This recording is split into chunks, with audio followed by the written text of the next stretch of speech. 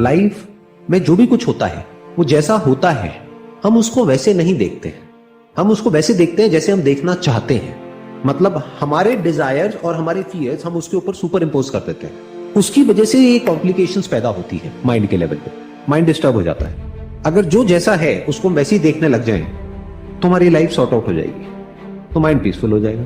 वो पास्ट में मेरी गर्लफ्रेंड थी, उसने मुझे छोड़ दिया है, ठीक है छोड़ दिया है किसी और के लिए, खत्म, उसकी मर्जी, उसने छोड़ना था छोड़ दिया। मुझे कोई और मिलनी होगी मिल जाएगी, नहीं मिलनी होगी नहीं मिलेगी, सिंपल। मतलब बेसिकली माइंड को पीसफुल रखना और सॉर्ट आउट रखना या काम रखना, उसका तरीका क्या है? पूरी तरह से रियलिटी में गड़ जाओ। मतलब जो जैसा है उसको एज इट इज देखो।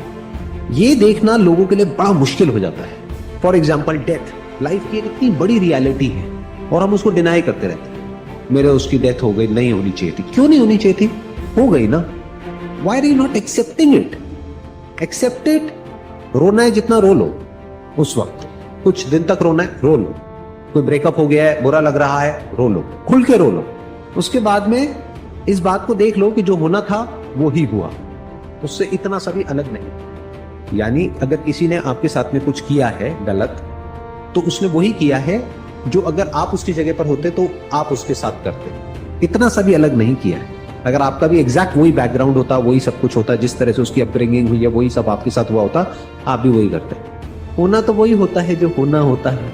जैसे बोलते नहीं, होनी को कौन टाल सकता है, ये कहावत आपने सुनी होगी अपने घर में। लोग क्या करेंगे, इसके एक्सट्रीम में चले जाएंगे। मतलब क्या कहेंगे, अच्छा इसका मतलब जो होना है सो होना है, इसका मतलब कुछ भी मत करो। अरे जो आपका करना है वो भी उसी होने का पार्ट है, तो करो।